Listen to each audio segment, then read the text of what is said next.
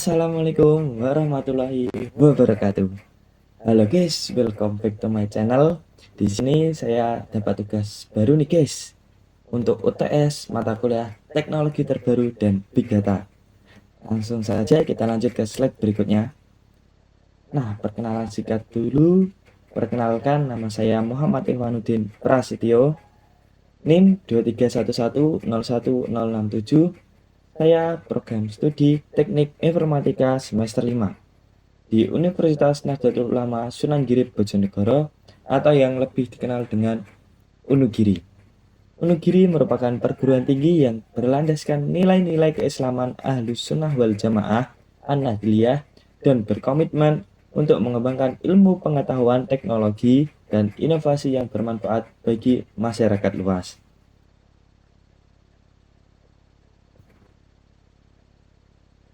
Teknologi terbaru dan big data. Pasti teman-teman sekalian pernah mendengar tentang teknologi terbaru. Apa itu teknologi terbaru?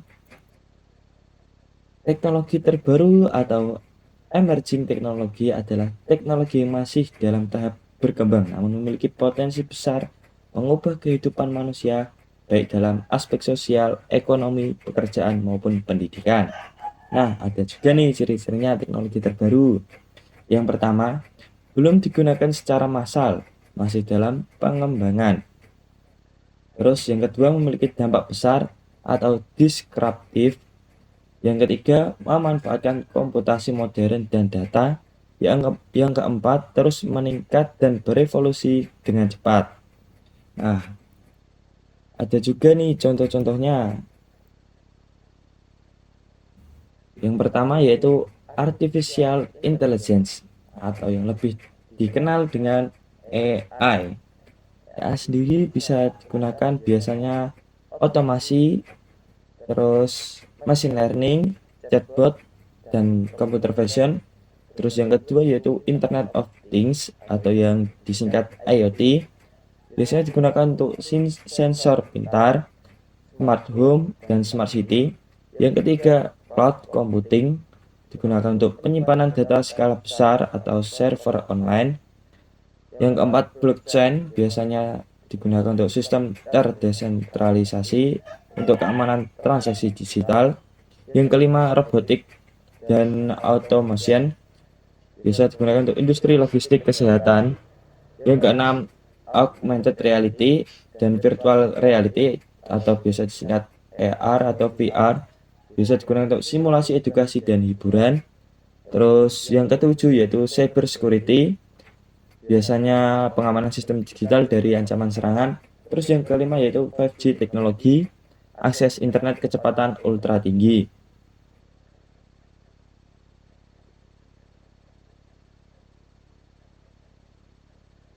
Apa itu big data? Nah, kita jelaskan lagi tentang big data.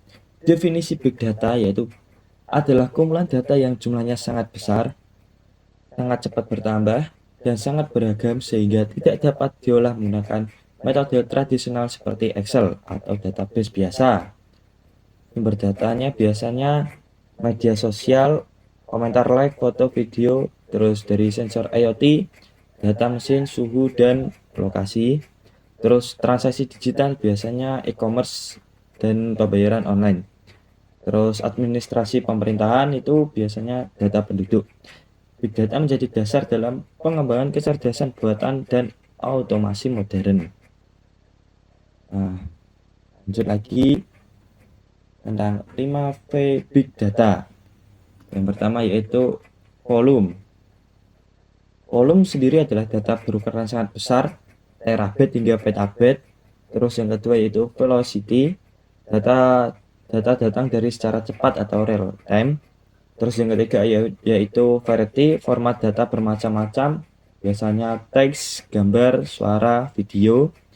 Terus yang keempat veracity, biasanya itu data harus bersih, akurat, dan dapat dipercaya. Terus value, data memiliki nilai guna untuk pengambilan keputusan. Tanpa value, data hanyalah tumpukan informasi yang belum bermanfaat. Terus lanjut lagi. Penerapan teknologi terbaru dan big data. Nah, penerapan sendiri biasanya digunakan dalam industri perawatan mesin IoT, terus di bagian kesehatan biasa digunakan AI untuk diagnosis cepat, pendidikan digunakan biasanya untuk analisis data untuk evaluasi belajar, terus di UMKM biasanya digunakan untuk rekomendasi produk dan promosi digital. Nah, ada juga teknologi pendukung big data. Agar big data bisa diproses digunakan teknologi modern seperti Up dan Spark, biasanya pemrosesan data besar. Terus cloud platform biasanya menggunakan AWS, Google Cloud, dan Microsoft Azure. Terus data warehouse dan data lake biasanya menggunakan tempat penyimpanan data masif. Terus machine learning biasanya menggunakan analisis pola prediksi.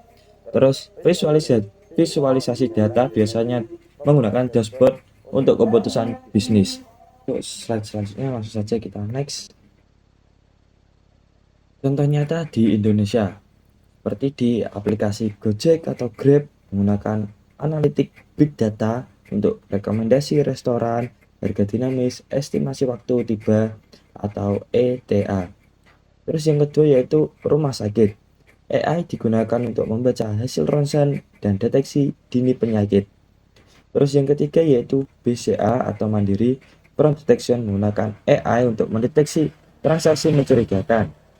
Terus yang keempat yaitu Smart City Jakarta atau Surabaya, pemantauan lalu lintas, banjir, dan kamera keamanan berbasis analitik.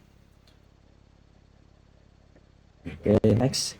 Terus menurut pandangan pribadi, menurut saya teknologi terbaru adalah peluang besar jika kita bisa memanfaatkannya. Tetapi juga ancaman jika kita tidak siap. Pekerjaan manual akan terganti otomatisasi, namun lapangan kerja baru akan muncul seperti data analis, AI engineer, cyber security spesialis, software developer.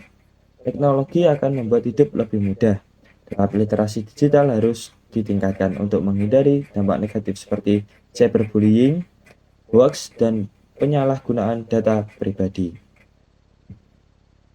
Oke, kita langsung saja next.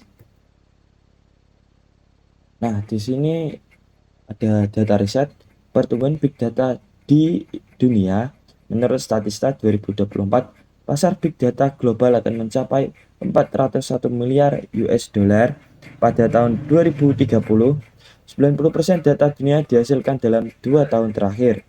Riset IoT Analytics 2024, 16,7 miliar perangkat IoT aktif global.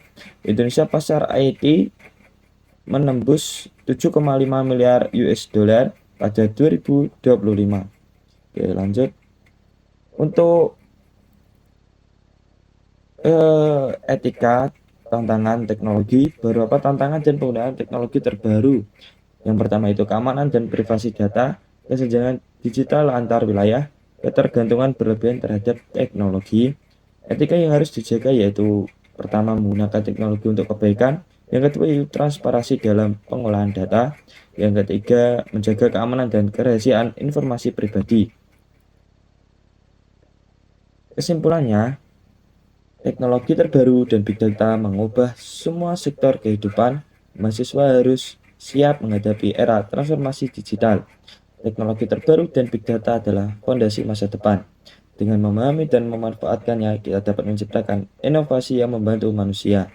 Sebagai mahasiswa negeri, kita memiliki tanggung jawab untuk berkontribusi dalam kemajuan teknologi.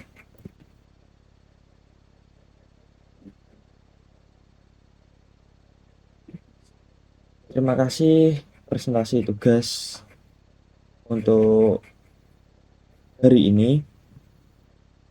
Apabila ada kesalahan kata atau salah perbuatan, saya mohon maaf yang sebesar-besarnya. Akhir kata, wassalamualaikum warahmatullahi wabarakatuh.